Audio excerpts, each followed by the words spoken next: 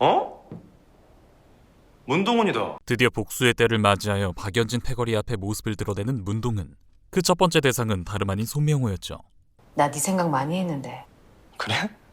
자신을 그렇게 때리고 욕보였던 손명호 앞에서 당당한 모습입니다.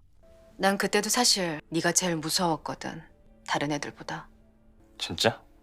또한 손명호가 제일 무서웠다 하는데 이는 단지 목적을 달성하기 위해 단순한 성격의 손명호를 치켜 세우기 위함이지 실제로 문동은이 손명호를 두려워했다면 이렇게 평온한 모습으로 손명호의 비위를 맞추는 말은 할 수 없었겠죠.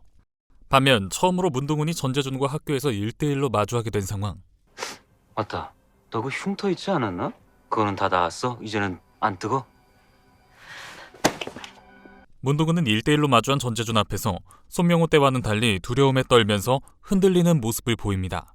그리고 그렇게 겨우 전재준과의 대면을 마치자마자 동은은 한참을 화장실 변기를 붙잡고 토해버리죠. 손명호와는 비교할 수 없을 정도로 견딜 수 없는 전재준에 대한 두려움과 기억이 동은에게 남아있었던 거죠. 전재준이 무슨 짓을 했길래 동은은 1대1로 마주한 것만으로도 헛구역질을 하며 토할 수밖에 없었을까요? 감히 짐작하건대 키스 정도에 그친 손명호 수준의 추행을 넘어선 성적 학대가 있었을 걸로 저는 예상합니다. 그 이유는 더글로리 본편 여기저기에 나오는 상황들과 박연진, 전재준, 손명호의 깨알같은 대사들을 통해 어느 정도 그러한 정황들을 눈치챌 수 있기 때문인데요. 그럼 다 당해야지 끝나는 건가, 이 복수가? 그때 그 장마비처럼?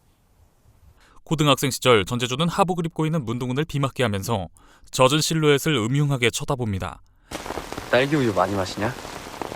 그만 마셔도 되겠다. 문동은 가슴 존나 크지? 그리고 아무래도 극중식한상 이때즈음으로 보이는 박연진 패거리의 장면. 전재준은 박연진의 무릎을 베고 누워 있습니다. 남녀간의 무릎을 베고 누울 정도로 스킨십이 익숙한 사이란 걸 알 수 있죠. 그렇기에 두 사람은 그저 친구라기엔 더 가까운 사이로 보입니다. 이때 대화를 잘 들어보면 문동은 정도면 예쁜 얼굴인가? 남자들이 보기에? 글쎄다. 연기하지 말고. 얼굴만 예쁜 게 아니란 뜻이었어. 그럼 문동은 입은 네가 막지 그랬냐? 아 진짜 무거워. 박연진은 전재준을 좋아하고 있고 전재준은 그런 박연진에게 문동은으로 질투를 유발합니다. 1화의 경찰서 이후 장면. 무당구슬하는 엄마 뒤에서 핸드폰 게임을 하던 박연진은 갑자기 문동은의 이름표를 떠올립니다. 그리고는 아주 기분 나쁜 것 같은 표정을 짓죠. 박연진은 이때 왜 문동은의 이름표를 떠올리고 기분이 나빴을까요? 박연진이 떠올리고 기분 나빠한 건 단지 문동은의 이름표가 아니었습니다. 바로 문동은의 가슴이었죠. 자신은 가지지 못한.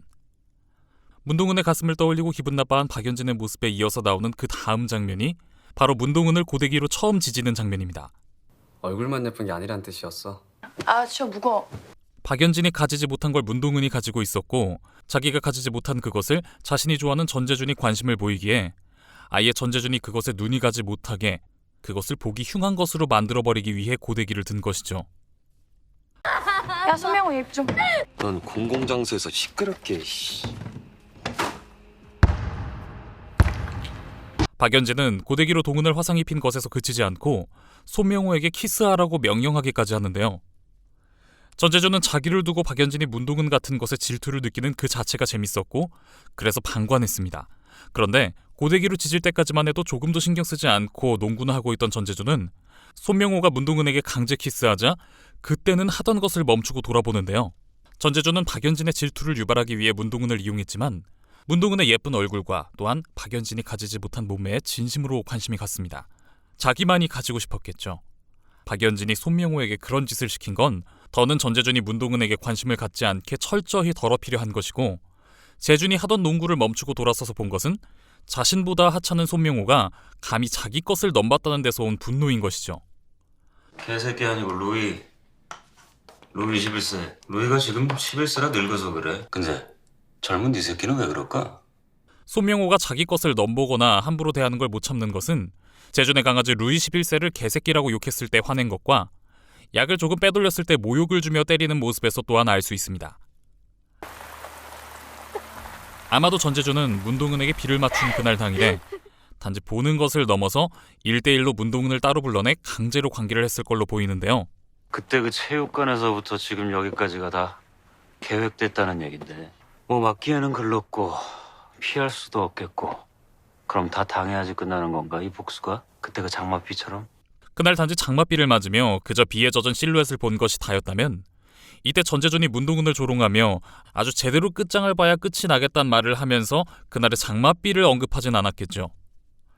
동은과 마찬가지로 고데기로 인한 화상에 있던 윤소희 역시 전재준이 관심을 보인 여학생이었고 그랬기에 전재준에 의해 강제로 관계를 맺게 되었을 겁니다.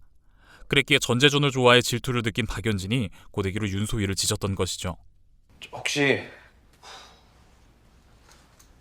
너 문동은이랑 잤냐? 걔가 네 애 낳았냐? 문동은에게 전재준의 머리카락을 모아 전해준 손명호는 전재준에게 문동은이 너의 애를 낳았냐 묻죠. 농담이나 그런 게 아니라 손명호는 정말 진심으로 그럴 수 있겠다는 생각에 물어본 것으로 보입니다. 손명호는 고등학생 시절 전재준이 문동은이나 윤소희와 강제로 관계를 한 것을 알고 있기에 생각이 거기까지 미쳐 이런 말을 할 수 있었던 거겠죠. 문동은 정도면 예쁜 얼굴인가? 남자들이 보기에? 글쎄다. 연기하지 말고. 얼굴만 예쁜 게 아니란 뜻이었어.